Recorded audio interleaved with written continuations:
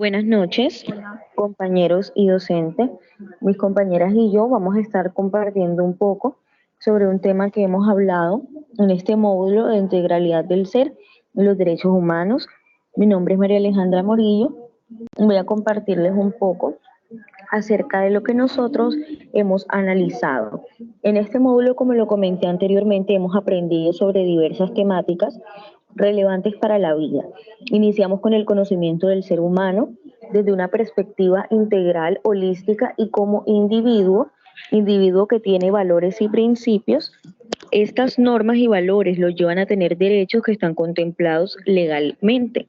Pero antes de entrar un poco a hablar sobre los derechos, sobre la dignidad, entre otros temas importantes, queremos hablar sobre esas dimensiones del ser humano, entendiendo que se está haciendo referencia a las diferentes esferas de existencia de la vida humana, es decir, las áreas de la vida que constituyen nuestra existencia.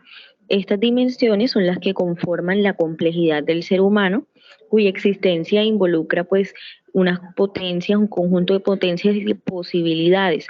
Cada una propone una perspectiva del ser humano.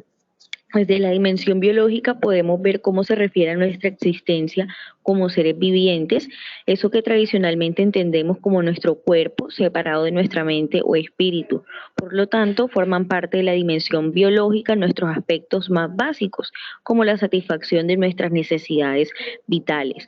En esta dimensión el ser humano es entendido como un cuerpo, una máquina biológica y bioquímica. Desde la dimensión social, pues podemos ver que somos seres que tendemos a agruparnos y a formar comunidades. Es un aspecto de nuestra especie que jugó un rol vital en el predominio de la misma en el mundo histórico. Hace referencia a nuestra interacción con los demás, a nuestra vida social y al rol que jugamos dentro de la sociedad. Desde una dimensión emocional o afectiva, podemos ver cómo es nuestro mundo interno de sentimientos, lazos afectivos y otras pulsiones. Las emociones y afectos son indispensables para nuestro bienestar y esto también suele definirse en base a nuestra interacción. Desde la dimensión cognitiva también vemos cómo nosotros podemos distinguirnos de los animales en nuestra capacidad de razonamiento, comprensión de la realidad y la posibilidad de usar nuestra creatividad. Es por eso que la vida intelectual del ser humano tiene que ver con nuestra formación intelectual, nuestra capacidad de razonamiento y manejo de los saberes. También, y por último y no menos importante, la dimensión espiritual o moral del ser humano, donde básicamente es un aspecto difícil de definir ya que tiene que ver con los valores y la moralidad, pues estos obedecen a la necesidad de responder sobre preguntas del bien y el mal. Aquí oscilan muchos factores que tendrán que ver con contexto cultural, códigos éticos y morales, leyes y tradiciones, todo impuesto por nuestro entorno. Así que básicamente el ser humano tiene que ver en esta dimensión como parte de un grupo para sentirse como, sí, parte de una visión armónica del mundo para encontrar su lugar en el orden de las cosas. Entonces mi compañera Charit nos va a ingresar un poco hacia el tema de derechos humanos, donde estaremos amplificando las diversas temáticas vistas a lo largo de este módulo. Gracias. Pues bien, comentando acerca sobre la Declaración de los Derechos Humanos, sabemos de que esta fue incorporada o se creó en el año 1948 y a pesar de la larga trayectoria que ha tenido a lo largo de la historia, esta sigue generando el mismo impacto del pasado, lo sigue generando en el presente, puesto de lo que pretende o lo que quiere generar esta Declaración de los Derechos Humanos es la igualdad y la libertad del ser humano. En lo personal considero de que esta declaración que crea las Naciones Unidas es muy importante porque brinda esa dignidad que posee el ser humano en todos sus ámbitos ya sean económicos, sociales, culturales, cívicos o políticos.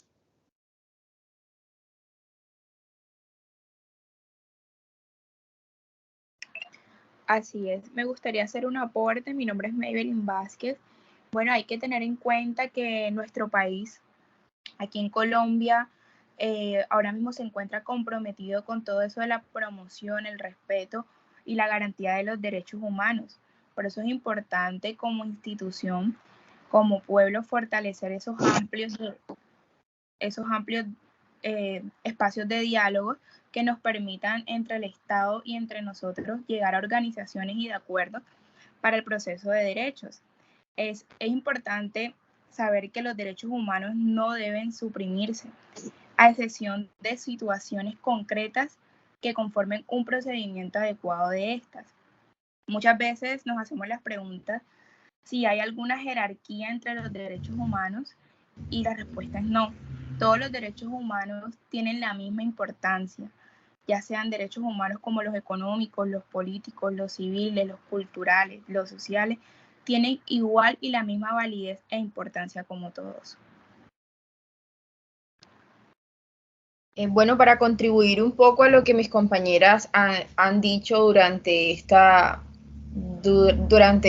conferencia, mi nombre es Dayana Páez, quiero hablar o recalcar que hablar sobre el tema de los derechos humanos de manera muy específica es una exigencia y una necesidad que nosotros tenemos como seres humanos, vaya la redundancia, y que no es posible quedarse en las generalidades que finalmente solo son referencias que a veces son difíciles de aplicar. Como lo han dicho mis compañeras anteriormente, la Declaración Universal de los Derechos Humanos fue el primer instrumento que se estableció hace casi 60 años, lo que han pasado a ver valores universales en la actualidad. También cabe recalcar que los derechos humanos son inherentes a todos y conciernen a la comunidad internacional en su totalidad, o sea, no solamente está involucrada lo que es Colombia, sino todos los países a nivel mundial, ya que esto redacta representantes de todas las regiones y las tradiciones jurídicas en lo que fue la Declaración Universal, en lo que caben los derechos humanos, que como lo han mencionado y nuevamente lo recalco, es un documento declarativo que se adoptó por la Asamblea General de las Naciones. También algo que tenemos que agradecer es que ha servido como base para las leyes relacionadas con los derechos humanos en distintos países y que ningún derecho es menos importante que otros. En la actualidad, debido a las situaciones de inseguridad que se sigue presentando en muchos países, se sigue luchando por estos derechos tan importantes que nos limitan en distintos ámbitos. Y muestra de eso es que todavía se habla de derecho de género, de no discriminación, de no respeto a las diferentes ideas o costumbres, las creencias, el color, la diversidad.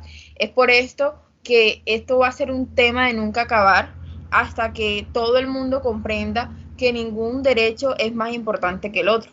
Entonces, pienso que son temas de bastante abordaje y que a medida del tiempo todos tenemos que generar nuestra propia opinión acerca de todo esto y contribuir a fortalecer todo lo que es el derecho del ser, el derecho que tenemos como personas humanas.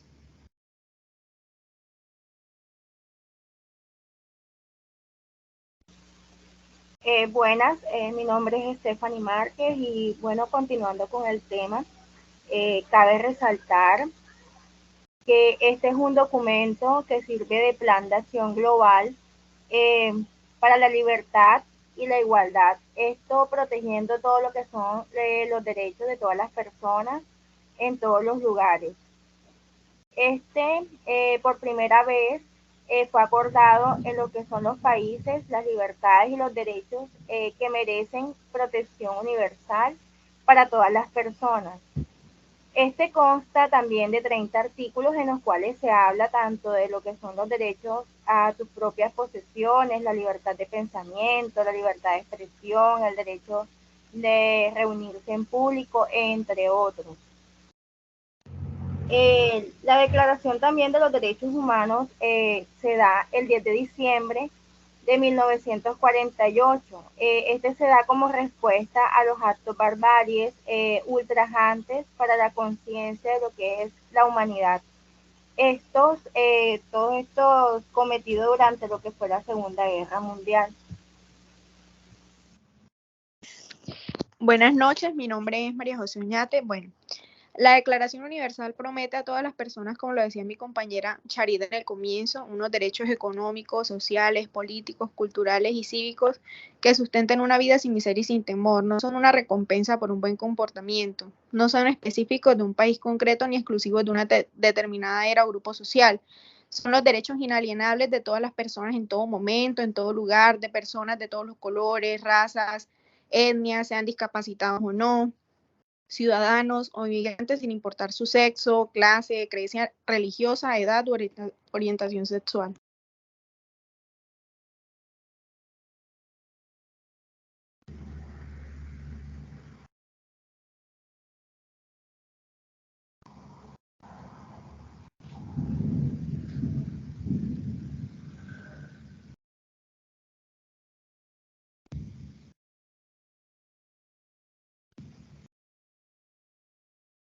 Muchas gracias por tu aporte, María José. Ahora quiero conocer un poco sobre qué opinan todas con respecto al tema de la dignidad. Me gustaría que de pronto alguien tomara la iniciativa en responder esta pregunta y que podamos complementar esas respuestas, porque si bien es cierto, nuestras diferentes opiniones tenemos diferentes perspectivas con respecto a los temas, comunidad que podemos aportar.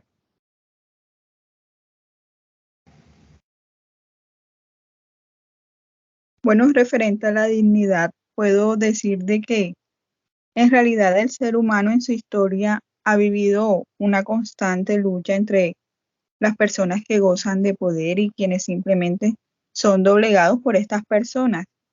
Es por eso o la razón de ser a partir de la Segunda Guerra Mundial donde nace la necesidad de catalogar al hombre como un ser que posee dignidad y que esta dignidad va desde la concepción, siendo esta la razón de la Declaración de los Derechos Humanos por parte de las Naciones Unidas. Y también pues que esta necesidad de dignidad del hombre se extienda a otros países, ya que pues la vulneración o el irrespeto de esta dignidad atenta contra el hombre, contra el ser humano en su calidad de vida, puesto de que se le está violentando ese derecho que él tiene pues desde su concepción.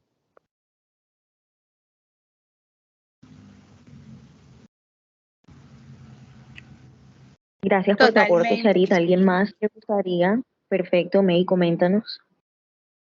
Bueno, como decía nuestra compañera Charit, el ser humano se ha caracterizado siempre porque su vida gira en torno a un ámbito social, por lo que siempre se está estableciendo un orden, ya sea normativo, económico, social, y siempre estando al servicio del mismo, y ya que esto le permite a él cultivar su propia dignidad.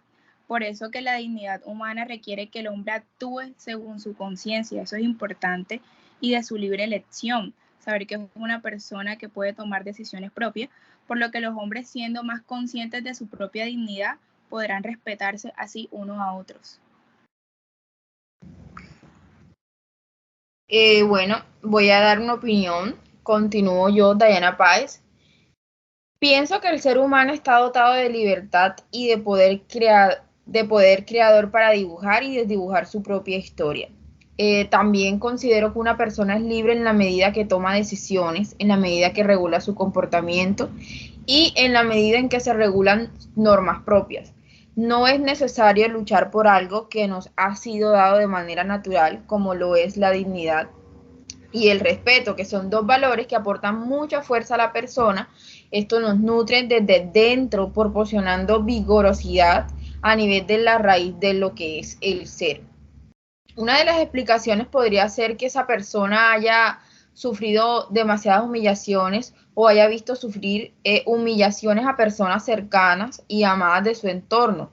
Entonces, una persona con conciencia es capaz de ver su propio valor, sus cualidades, así como la de las personas que lo rodean. Y repito nuevamente, no es necesario luchar por algo que nos ha sido dado de manera natural.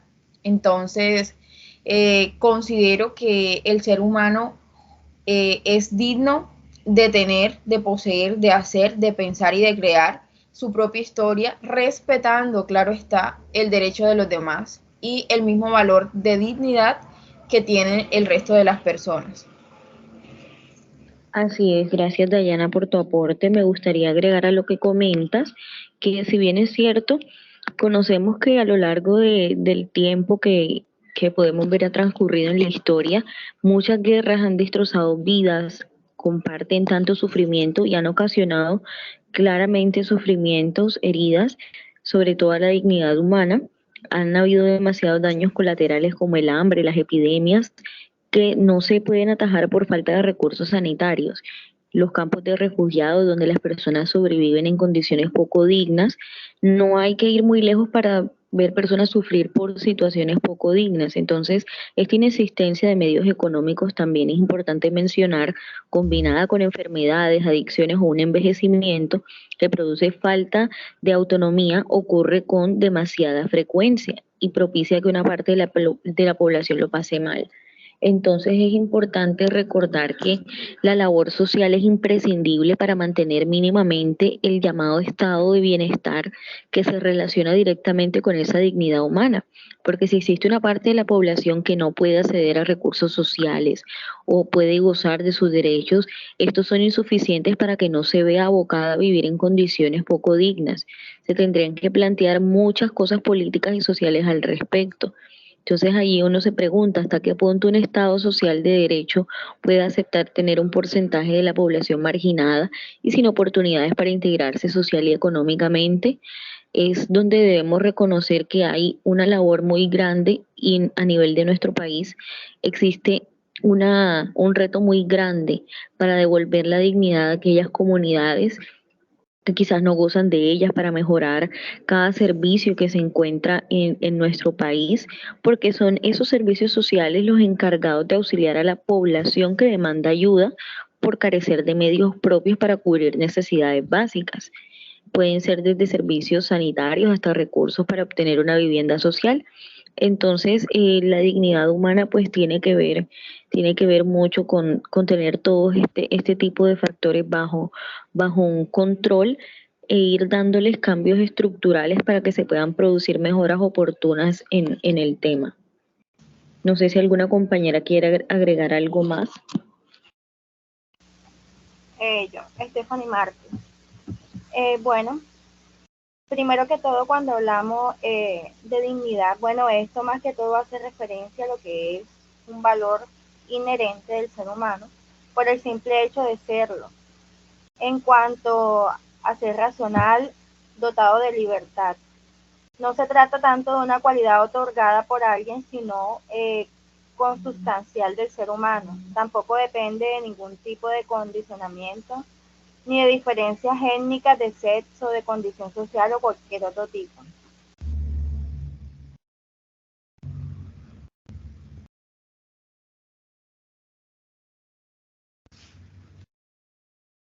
Listo, entonces una pregunta, ¿cómo creen ustedes que se puede aportar a todo este tema del derecho de la salud? Mencionemos un poco sobre eso, que es un tema también muy importante. Bueno, mi nombre es María José Oñate. En cuanto al derecho de la salud, quiero agregar que este derecho involucra no exclusivamente a la garantía de acceso a las prestaciones básicas de salud, sino asimismo de su mantenimiento y regularidad a través del tiempo, y que de acuerdo a jurisprudencia uniforme incumbe principalmente al Estado, más aún en los supuestos específicos de protecciones legales que involucran a personas vulnerables como lo son los niños, los ancianos, las personas con discapacidad, los niños en situación de desamparo, desde el embarazo hasta la finalización del periodo de enseñanza elemental y de la madre durante el embarazo y el tiempo de lactancia.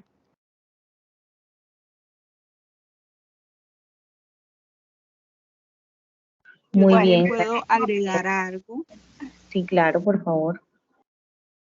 Bueno, referente a este derecho a la salud, que básicamente el enfoque que este tiene es sobre la protección y la promoción de la salud, y que para que sea un derecho pues de calidad, de un buen goce a la salud, hay que tener en cuenta lo que son los recursos médicos, los recursos tecnológicos para poder así garantizar a la persona de que recibe este derecho a la salud, un cuidado de la salud vital, ya que, como bien se sabe, este es un derecho, más no una aspiración.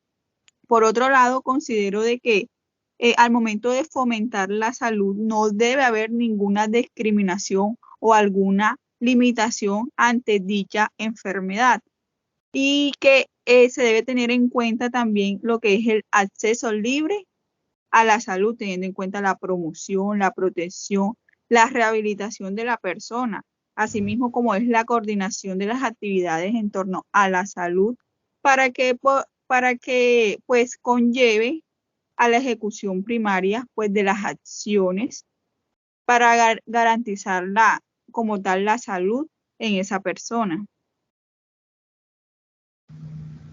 Así es, Charit, muchas gracias por el aporte.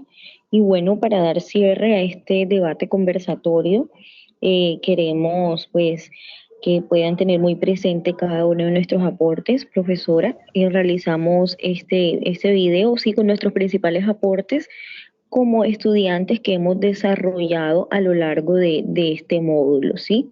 Y también los aportes que podemos llegar a realizar, que será pues la tarea o el objetivo de este video en sí.